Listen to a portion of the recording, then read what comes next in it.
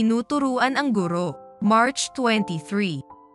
Sapagkat kayo'y malalakas, at ang salita ng Diyos ay nananatili sa inyo, at inyong dinaig ang masama.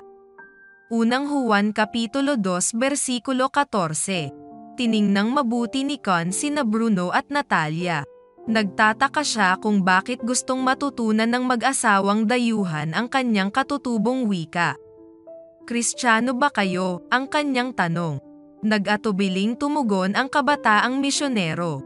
Kararating lamang nila sa gitnang silangan at nagpapanukalang manirahan sa karatig na bansa kung saan ipinagbabawal ang pagsasalita tungkol kay Jesus ng hayagan.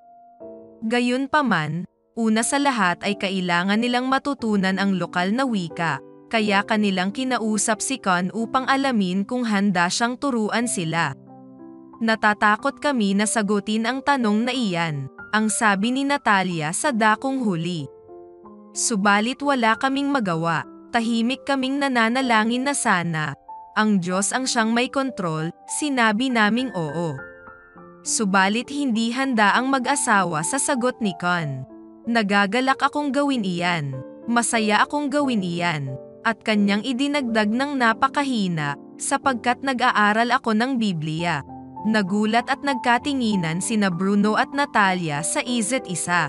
Nang gabing iyon, hiniling nila sa Diyos na tulungan silang maging pagpapala kay Con at pahintulutan siyang malaman ang marami patungkol sa salita ng Diyos. Nang ikalawa nilang pag-aaral, muling ginulat sila ni Con nang buksan niya ang kanyang bag at inilabas ang isang Biblia. Sa kanilang kahalintulad na pag-aaral ay tinanong ni Con si Bruno kung ano ang ginawa nila sa kanilang bansa. Sinabi ni Bruno na nag-aral siya ng theology. Pagkatapos ay nagtanong si Con, at ano naman ang ginagawa ninyo rito? May pag-aatubiling sinabi ni Bruno na isa siyang pastor. Tumingin sa kanya si Con, tulala. Kung ganoon matutulungan mo ba akong matutunan ang marami pa tungkol sa Biblia? Gusto kong gawin yan, sabi ni Bruno. At nagpapasalamat siya sa Diyos na tinugon ang kanilang panalangin. Nagsimula na rin mag-aral ng Biblia ang pamilya ni Con. Nagpasimulang dumalo si Con sa iglesia sa araw ng Sabbath kasama ni Bruno at Natalia. Nang panahong iyan, nakatuon sa 28 fundamental beliefs ng Adventist ang lahat ng mga sermon.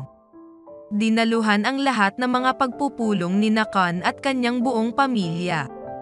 Pagkatapos ng pag-aaral na kasama ni Bruno at Natalia sa loob ng ilang buwan ay hiniling ni Con na mabautismuhan. Panawagan. Nasasangkot sina Bruno at Natalia sa Waldensian Student Initiatives, isang first-class primary mission approach kung saan ang mga Adventistang estudyante ay nabubuhay, nag-aaral at naglilingkod sa secular na mga universidad sa espesipikong mga bansa sa gitnang silangan at hilagang Afrika.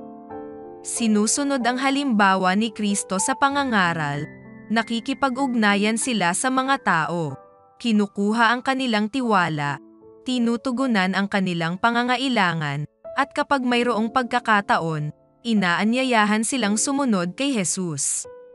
Tutulong ang mga mission offering na itaguyod ang ministry ng Adventist Church sa Middle East at North Africa. Maraming salamat sa inyong lahat.